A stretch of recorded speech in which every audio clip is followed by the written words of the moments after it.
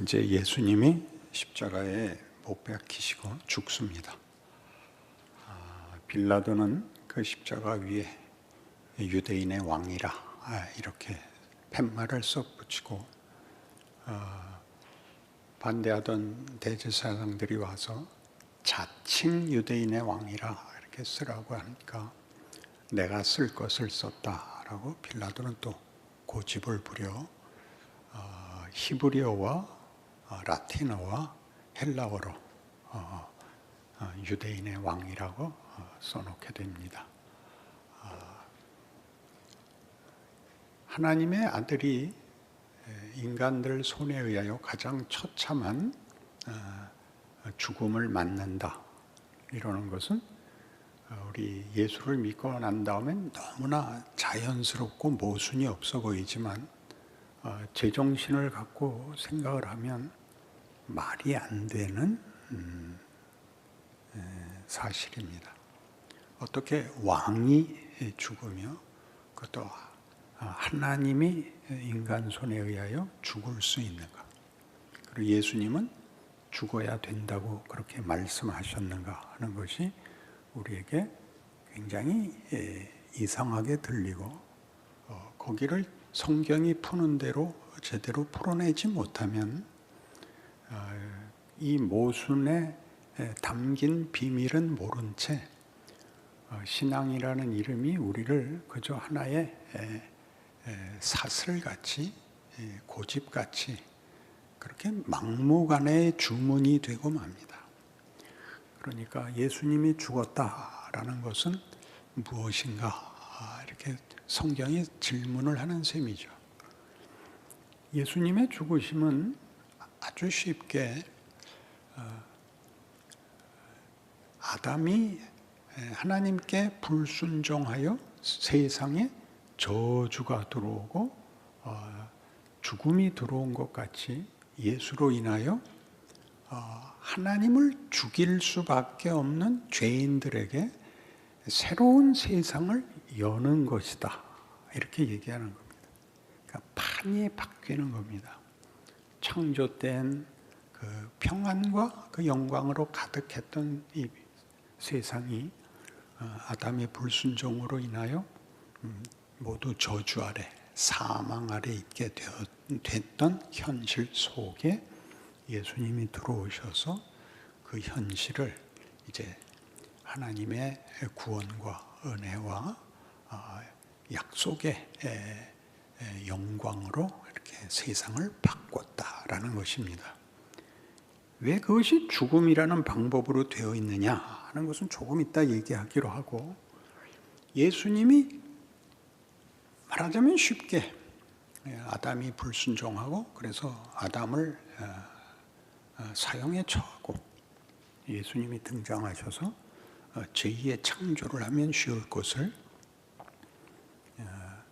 불순종하여 저주와 심판 아래 사망 아래 놓여진 세상을 실컷 인류의 역사 내내 그것을 방치하는 것 같이 내버려 둔 것 같이 죄와 비참과 절망과 비극을 실컷 역사 속에 담으신 후에 이제 성경적 표현으로는 때가 참해 예수가 오십니다.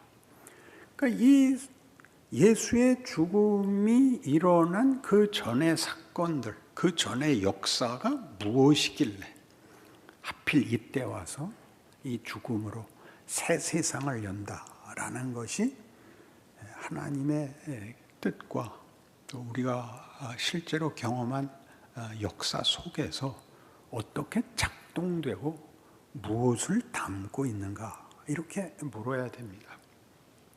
우리는 기독교인으로서 이걸 이해해서 믿은 게 아니라 믿어서 하나님이 계신 것을 알고 그 아들 예수 그리스도가 구세주이신 걸 아는 데서부터 시작해서 거꾸로 역추적하여 이제 하나님이 뭘 하셨고 인간이 뭘 했으며 우리 이전에 있었던 과거 역사가 무엇을 증언하고 있고 오늘 일어난 예수의 죽음이 어떻게 그 사건의 열쇠가 되는가, 이렇게 역추적을 하게 되는 것입니다. 우리가 볼 때는 이 하나님의 일하심이 두드러지게 나타나는 데가 이스라엘 역사이죠. 이스라엘 역사에는 아담의 불순종 이후 온 인류가 죄를 범하고 모두 심판 아래 있었다는 것이 노아 홍수와 바벨탑 사건으로 기록되어 있고, 그리고 이제 아브라함이 등장을 합니다. 아브라함에게서 하나님이 하신 일은 믿음이라는 하나님의 구원의 방법을 작동하는 것이죠. 모세에게서는 율법을, 다윗에게서는 은혜를, 그리고 바벨론 포로로 심판 아래 있는 인류의 현실을 적나라하게 역사로 보여주십니다. 믿음, 율법, 은혜 같은 하나님의 구원을 위한 새로운 하나님의 일하심이 심판으로 마무리되는 이 어쩔 수 없는 운명 속에서 도대체 어떻게 그 약속들이 그 하나님의 개입하심과 창조에 대한 하나님의 책임 있는 해법이 우리에게 주어지는가? 그게 예수입니다. 구원이죠. 그러니까 예수의 오심과 그의 죽으심은 이 앞에 있었던 믿음과 율법과 은혜로 하나님께서 하나님을 배반하고 죄를, 사망을 자초한 우리의 운명을 방관하지 아니하시고 개입하여 하나님의 창조를 기어코 완성하시고 만다, 승리케 한다. 하나님의 영광을 승리하는 정도가 아니라 피조물인 우리를 영광의 자리로 이끄신다로 이제 예수가 오신 것입니다. 그러니까 예수의 오심, 예수의 죽음은 이 앞의 약속들이 심판밖에 남은 것이 없는 운명인 인류에게 구원이 될 수 있는가, 이렇게 얘기하죠. 아주 대표적인 성경이 히브리서 2장 14절입니다. 찾아보셔야 됩니다. 히브리서 2장 14절입니다. 자녀들은 혈과 육에 속하였으며 그도 또한 같은 모양으로 혈과 육을 함께 지니심은 죽음을 통하여 죽음의 세력을 잡은 자 곧 마귀를 멸하시며 또 죽기를 무서워함으로 한평생 매여 종노릇하는 모든 자들을 놓아주려 하심이니 이는 확실히 천사들을 붙들어 주려 하심이 아니요 오직 아브라함의 자손을 붙들어 주려 하심이라.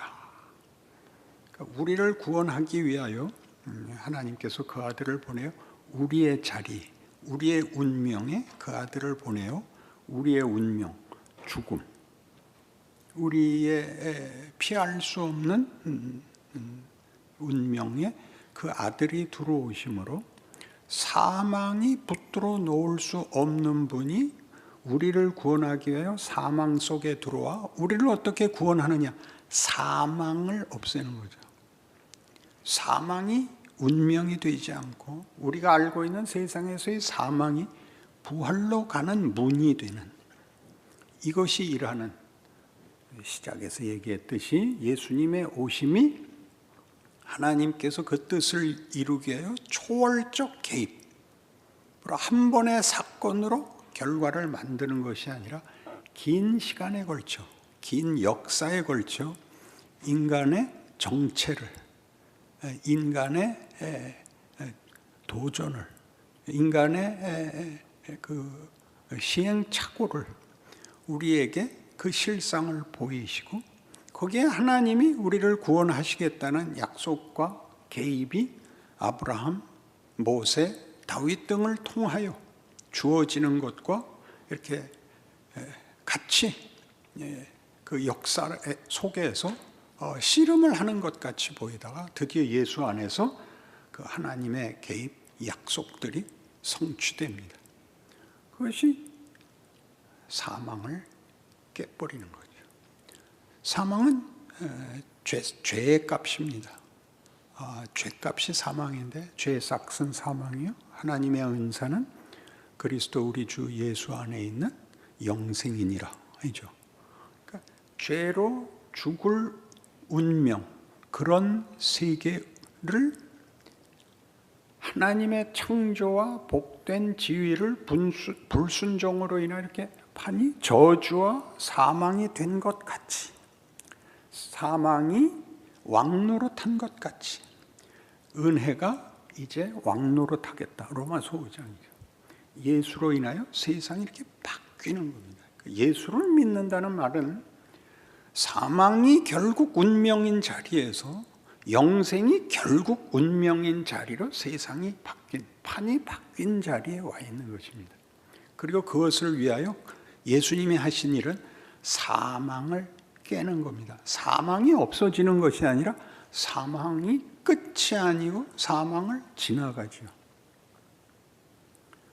사망아 너의 쏘는 것이 어디 있느냐? 사망의 힘은 죄입니다. 근데 죄를 없애버립니다. 죄를 없애버린다는 게 뭐나요? 죄란 율법에 의해서 정의되는데 이제는 율법이 아니라 은혜의 세상이 되었다.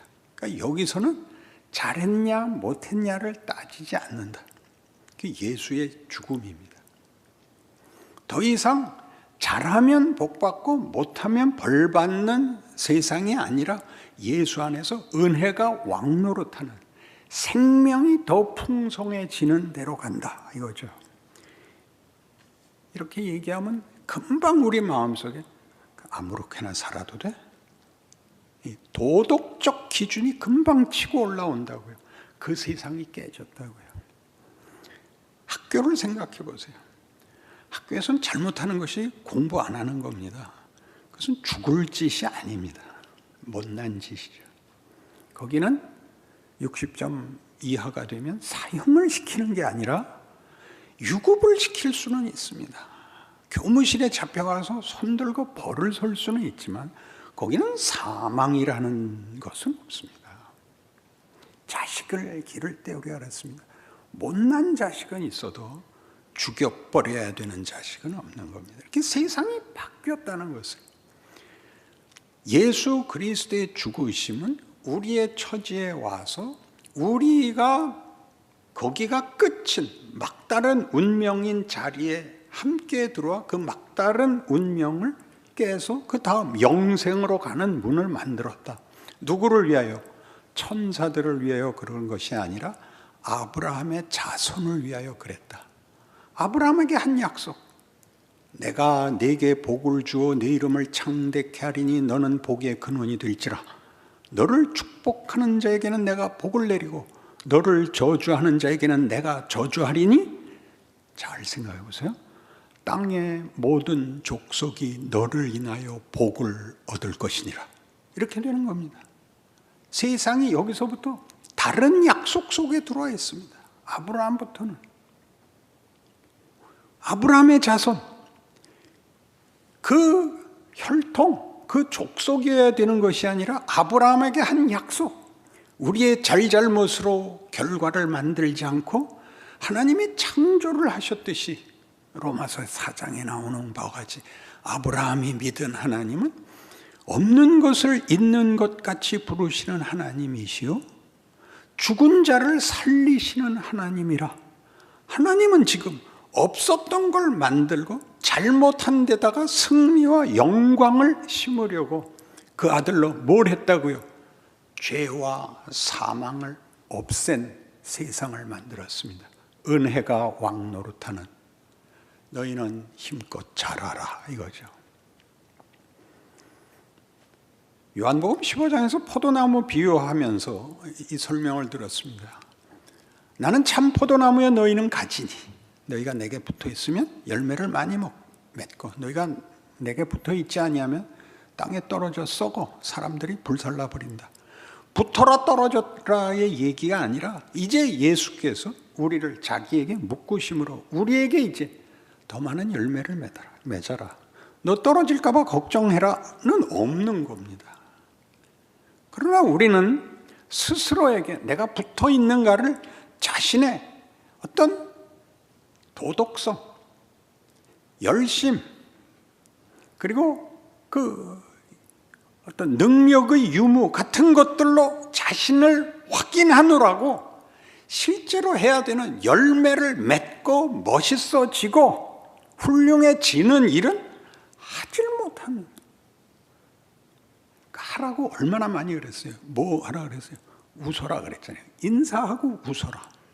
왜 인사를 안 하는 게 도대체가 왜 인상을 팍팍 쓰는 거예요? 겁이 나서 그러잖아요. 겁이 나서. 자기를 얕볼까 봐. 꿀리는 것 같아서. 그런 비겁한 데서 나오시라고요. 잘하라고요. 이건 이렇게 하는 거야. 이렇게 말하는 것 같이 치사한 건 없어요. 왜 진심이 늘 분노가 되냐 말이에요. 지금 목사님이 그러고 있잖아요. 그렇죠. 제가 그러죠. 화가 나요. 널 학교 보냈잖아. 너 다른 걱정 아무것도 하지 말고 공부하랬잖아. 근데 왜 학교 안 가고 길거리에서 버스표 팔고 있어? 이게 환장하는 거 아니에요? 어머니, 우리 집안에 조금이라도 도움이 되게 하려고 제가 책이랑 다 팔아서 여기 가져왔습니다. 그러면 죽여버리는 거 아니에요? 응? 학교를 보냈잖아요. 훌륭해지라고. 예수로 인하여 도대체 무슨 세상이 열렸고 우리가 어떤 사람이 어떤 지위와 어떤 기회와 어떤 운명을 받았는지 알아라 이거죠.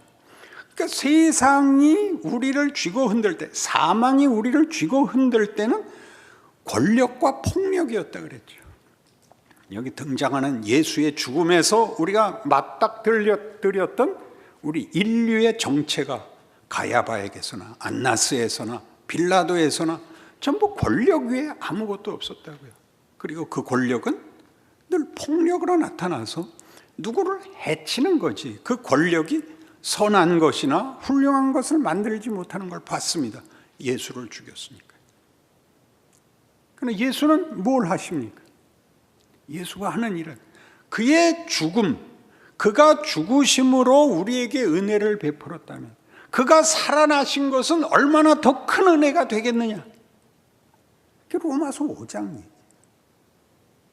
근데 우린 그의 죽으심을 기념하고 울고 그런 것만 할 줄 알지, 우리의 삶이 죽음을 이기시고 우리를 위하여 하늘 보좌 우편에서 기도하고 계시는 그의 사랑과 권능 아래 있는 오늘 하루 나라는 존재다는 하나도 적용 못하고 있다고요.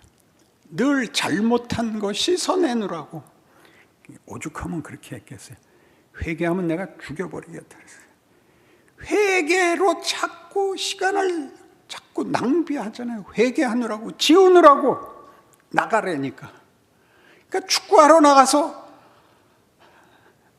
빤스 더러워질까 봐 벗고 서 있는 거 아니에요. 얼마나 창피해요. 얼마나 창피해. 끝나고 누구 빤스가 더 깨끗한가를 비교한다고요. 그게 말이 돼요. 그러나 성경이 하는 얘기를 못 알아들으니까 우리가 얻은 구원이 은혜란다, 영생이란다, 복이란다 라고는 외치면서 그렇게 복된 세상으로 부름을 받아 살게 된 기회, 내가 한번 웃는 것, 내가 한번 위로하는 것, 내가 한번 공감하는 것이 가지는 큰 일, 예수의 죽으심, 우리 편을 드는 것, 죽음의 자리에도 동참해 주시는 것. 죽음이란 뭐예요? 모든 것이 절망이고 모든 것이 헛된 자리에 도 하나님은 외면하시지 않는다라고 더 이상 도망갈 자리가 없는 데까지 안전망을 쳐놓는 것, 그게 십자가의 죽음이죠.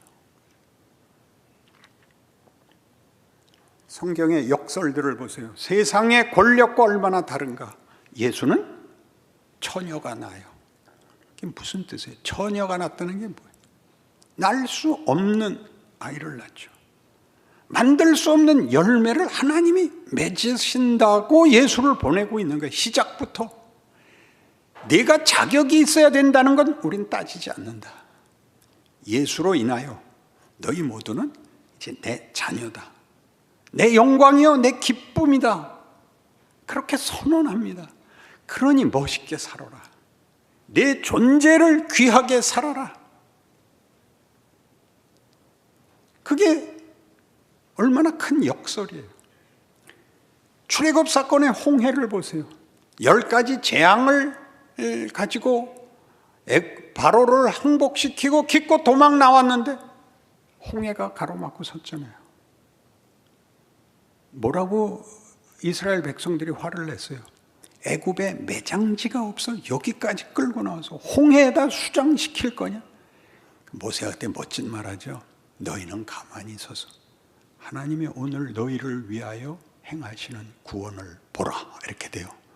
홍해가 열리고 그들은 그게 길이 되고 뒤따라오던 적들은 수몰되어 정말 수장됩니다. 우리는 우리 앞에 바다가 있으면 바다가 열릴 것이요, 우리가 광야길을 걸으면 거기 만나와 메추라기가 내릴 것이요, 거기 반석에서 물이 나올 것입니다. 그런데 여러분에겐 그게 무엇으로 되어 있습니까? 이스라엘 백성이 늘 그랬듯이 안심에 불과하지 않습니까? 안심이 뭐죠? 생각 없이 사는 것, 생각할 필요 없는 것. 인간의 위대함은 생각하는 것 아닌가요? 고민하는 것 아닌가요? 그래서 어떤 본능과 어떤 우연의 그 비상성을 지나서 하나님의 형상이라는 이름으로 주어진 우리의 핵심된 성격과 책임을 드러내는 것, 그게 인간 아닌가요? 그렇게 부르고 있습니다. 여기를 모두 부인합니다. 요셉의 경우를 보세요. 요셉은 형들이 미워서 죽이려고 하다 팔아먹어서 자신들이 구원을 얻습니다. 이런 반전이 있을 수 있나요? 그는 감옥에 갇힙니다. 감옥에서 뭘 했겠어요? 그러나 그게 총리를 만듭니다. 총리가 됐을 때 요셉은 다만 권좌에 앉은 것이 아니라 그가 문무백관을 다스리고 장로들을 교훈하는 실제적인 실력을 갖추게 됩니다. 어디서? 쇠사슬에 묶여서 억울한 회한 속에서 이것들이 만들어진다고 얘기합니다. 우리에게 일어나는, 우리가 볼 때 내가 이렇게 잘 믿는데도 불구하고 내 신앙 인생이 왜 이렇게 고달프냐라는 얘기는 성경이 그토록 많이 얘기하는 반전, 역설, 기적, 하나님의 권능, 지혜라는 데 대하여 하나도 이해가 없는 거죠. 예수 믿었으니까 안 믿는 것보다 좀 더 나아달라는 거죠.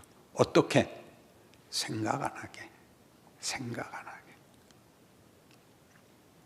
하나님이 이렇게 구약 내내 약속했습니다. 나는 너희 하나님이 되고 너희는 내 백성이 될 것이다. 끊임없는 약속입니다. 너희가 이 성전을 향하여 기도하면 내가 이 성전에서 듣겠다. 예수님은 직접 이렇게 얘기하셨죠. 너희가 내 이름으로 무엇을 구하든지 내가 행하리라. 나를 믿는 자는 죽어도 살겠고 살아서 나를 믿는 자는 영원히 살리라. 이런 약속들 속에 있습니다. 예수의 죽음이 우리에게 경악스럽게 그가 왜 죽어? 라는 질문으로 시작을 해야죠. 살아서 도와주셔야죠. 왜 죽음을 통과하셔서 비참하고 창피하고 우리의 인생에 아무런 유익이 없어요? 그가 뭘 뚫어놨다고요? 우리의 실패, 우리의 시행착오, 우리의 못난 것들의 끝, 사망을 찢어놓아서 거기가 끝이 안 되게 하셨다고요. 그러니 마음껏 하라고요. 마음껏 하시라고요. 오늘 성경이 우리에게 가르치는 것입니다. 요한복음 16장에 가서 보시면 예수님께서 친히 이렇게 약속하십니다. 16장 5절입니다. 지금 내가 나를 보내신 이에게로 가는데 너희 중에서 나더러 어디로 가는지 묻는 자가 없고 도리어 내가 이 말을 함으로 너희 마음에 근심이 가득하였도다. 그러나 내가 너희에게 실상을 말하노니 내가 떠나가는 것이 너희에게 유익이라. 내가 떠나가지 아니하면 보혜사가 너희에게로 오시지 아니할 것이요 가면 내가 그를 너희에게로 보내리니 그가 와서 죄에 대하여 의에 대하여 심판에 대하여 세상을 책망하시리라. 죄에 대하여라 하면 그들이 나를 믿지 아니하며 의에 대하여라 하면 내가 아버지께로 가니 너희가 다시 나를 보지 못하며 심판에 대하여라 하면 이 세상 임금이 심판을 받았습니다. 이 세상 임금이 심판을 받았습니다. 이 세상 임금은 사망입니다. 사망이 심판을 받았습니다. 심판을 받은 건 사망이 벌을 받은 것이 아니라 사망이 힘을 잃었습니다. 권력을 잃었습니다. 성령이 오십니다. 세상을 책망하실 것입니다. 성령이 여러분 책망하러 오시지 않습니다. 세상이 거짓되고 세상이 더 이상 우리의 주인이 아니라고 우리에게 얘기하러 오십니다. 죄에 대하여 예수를 믿지 않은 것, 예수를 모르는 것이 죄입니다. 무지가 죄입니다. 도덕적으로 악한 일을 하는 것이 죄가 아니라 예수를 모르는 게 죄입니다. 그러면 그는 사망이 결론이고 운명일 수밖에 없습니다. 의에 대하여라 하면 내가 아버지께로 가기 때문에 이 세상에서 몰아낸 정죄하고 심판한 예수가 아버지께 갑니다. 그가 오르신 거죠. 그가 하나님 보좌 우편에서 우리를 위하여 기도합니다. 세상은 그를 쫓아냈습니다.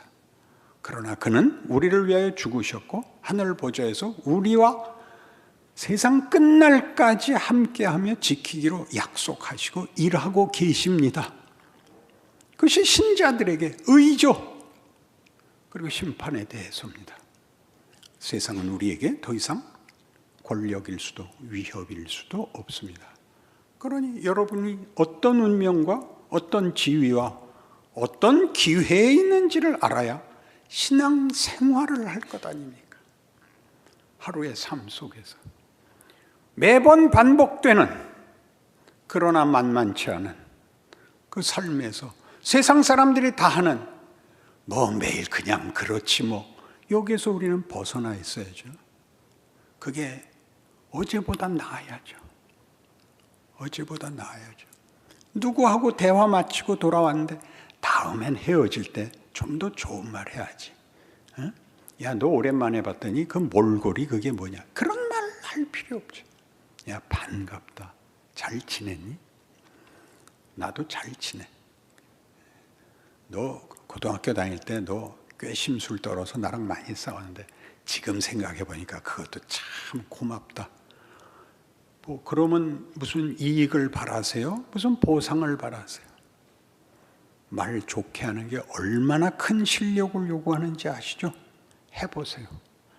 이걸 못해서 우리 모두가 첫 마디 안녕하세요 반갑습니다를 못해서 다음 대화를 할 수가 없어요. 인사를 못하고 이렇게 슬쩍 비켜지면 그 다음엔 다시 쳐다볼 수가 없어요. 눈을 마주칠 수가 없어요. 어쩌다 눈이 마주치면 놀래요. 교회 와서 만났는데 놀랄 사람이 누가 있어요? 생각을 해보세요. 여러분 생애, 여러분 인생 누구랑 눈 마주치는 게 무서운 것, 누가 가까워지는 것보다 무서운 게 어디 있어요? 세상은 그렇죠. 사망이 임금이니까 우린 아니잖아요. 여러분의 삶, 오늘 현재 이 자리에 여러분의 책임과 기회와 명예가 있다는 걸 아는 예수의 죽음, 어디까지 우리를 붙잡고 계시는가를 아는 놀라운 위로와 격려와 그리고 승리가 있기를 바랍니다. 기도하십시다. 하나님 아버지, 우리의 삶은 커다란 기회고 기적인데 우리는 그 기쁨을 자주 누리지 못합니다. 우리의 어리석음을 이기게 하여 주시옵소서. 우리가 그토록 많이 외치는 믿음, 승리, 각오는 지금 이 순간 필요한 것입니다. 누구에게 내 책임을 벗어던지는 고함이 되지 말고 내 삶이 되게 하여 주옵소서. 모든 감사와 자랑이 나의 인생과 나의 존재에 가득하여 만나는 사람들과 풍성한 은혜를 나누는 진실한 신자가 되게 하여 주옵소서. 예수님 이름으로 기도합니다.